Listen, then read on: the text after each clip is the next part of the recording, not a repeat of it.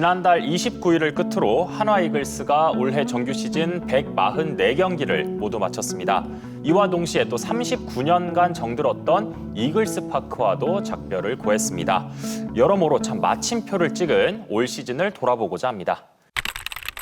정규 시즌 144경기를 치렀고요. 66승 2무 76패를 기록했습니다. 목표로 했던 5할 승률을 맞추지 못하면서 올해도 승보다는 패가 조금 더 많은 시즌이 됐습니다. 순위도 리그 8위로 최종적으로 마무리가 됐는데 시즌 전 저희의 큰 기대에 비해서는 조금은 아쉬움이 남는 성적입니다.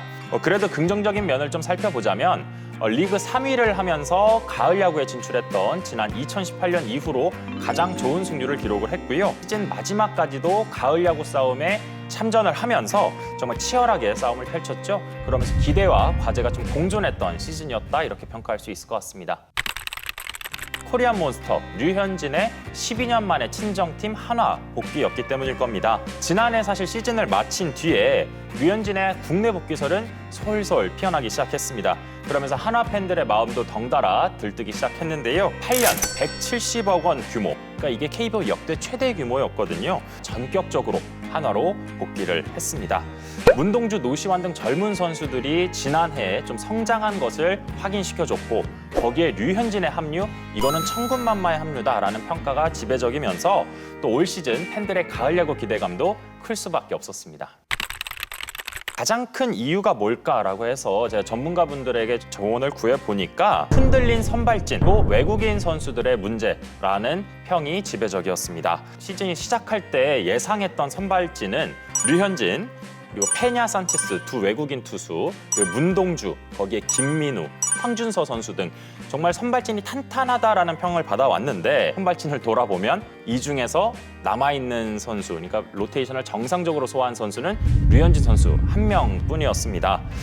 지난해 신인상을 받았던 문동주도 시즌 내내 부진과 부상을 반복하면서 부침을 겪어왔고요. 또 한국 무대 적응을 마쳤다라는 평가를 통해서 재계약을 맺었던 페냐와 산체스 이 두 외국인 투수도 결론적으로는 부상과 부진으로 모두 다 교체가 됐죠. 그나마 새로 데려온 외국인 투수 중 하이메 바리아 투수는 또 한국 무대에 그렇게 원활하게 적응하지는 못하는 모습으로 신통치 못한 성적을 보였습니다. 다만 고무적인 거는 지금 화면에 보시는 와이스 선수가 조금 그래도 한국 무대에서 굉장히 좋은 지금 모습을 보이면서 후반기 류현진 선수와 함께 팀을 또 이끈 점은 고무적이라고 평가할 수 있을 것 같습니다. 또 외국인 타자 또 페라자 선수 이야기도 안 할 수는 없을 것 같아요. 시즌 초 정말 그 한화가 단독 1위를 했을 때 4경기 홈런을 쳐내면서 엄청난 활약을 했었거든요. 그런데 또 페라자 선수 역시 후반기에 접어들면서 조금은 뭐 체력적인 부담이 있었는지 이 기복 있는 모습을 계속해서 보이면서 아쉬움을 남기긴 했습니다. 물론 이 외에도 또 중심 타자들의 역할도 굉장히 막중했는데 이 타자들도 부상과 부진을 계속해서 겹쳐 일어나면서 고질적인 투타 불균형이 노출됐다 이렇게 평가할 수 있을 것 같습니다. 최하위로 추락했던 5월 이후 6월이 되면서 한화는 전격적으로 김경문 감독을 영입을 해왔습니다. 그리고 김경문 감독이 6월 13일이었죠. 프로 감독 통산 900승 고지를 밟았습니다. KBO 역대 6번째 위협입니다. 아기 독수리들이라고 애칭으로 부르는 황준서, 조동욱 두 고졸 신인 선수들이 올 시즌 또 한화에서 데뷔전 데뷔승을 잇따라 기록했는데 이 역시도 KBO 역사상 처음 있는 대기록입니다. 이 올 시즌은 또 팬분들이 만들어낸 기록들이 굉장히 의미가 깊습니다. 올 시즌 한화의 이글스 파크를 방문한 한화 팬들은 모두 80만 4,204명이라고 합니다. 80만 관중을 돌파한 건요. 한화 이글스가 1986년도에 창단을 했는데 그 이래 최초 처음 있는 일입니다. 리그 매진 기록도 새로 썼죠. KBO 역대 매진 기록은 95년도 삼성의 36회였는데요. 이를 한화 이글스 팬들이 올해 47회로 무려 10회나 넘게 늘렸습니다.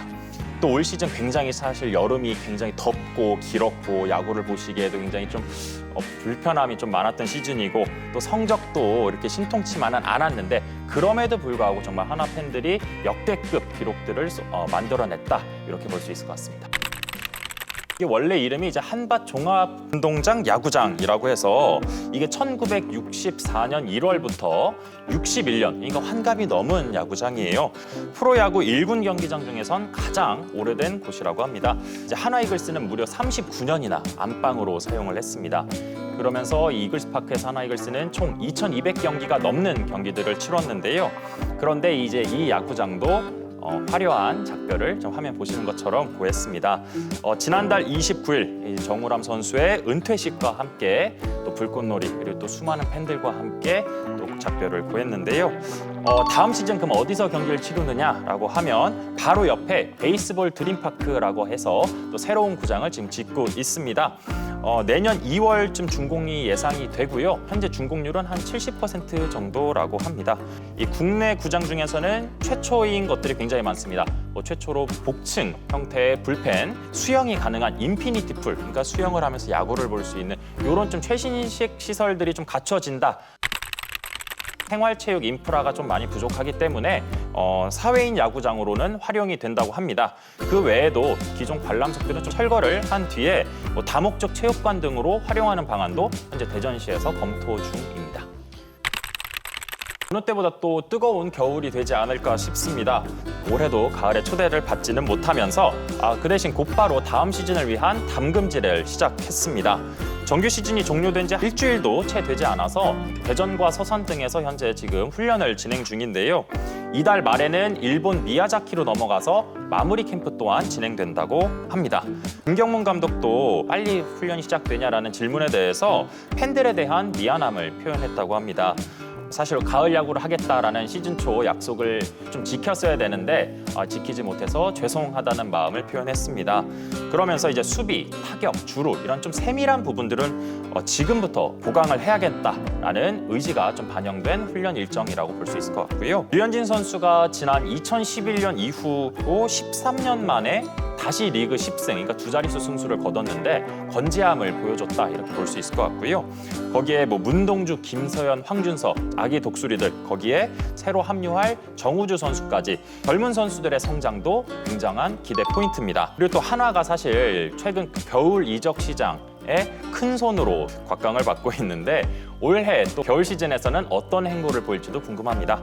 한화 팬들은 새 구장과 함께할 한화의 다음 시즌에 눈과 귀가 쏠려 있는 상태입니다.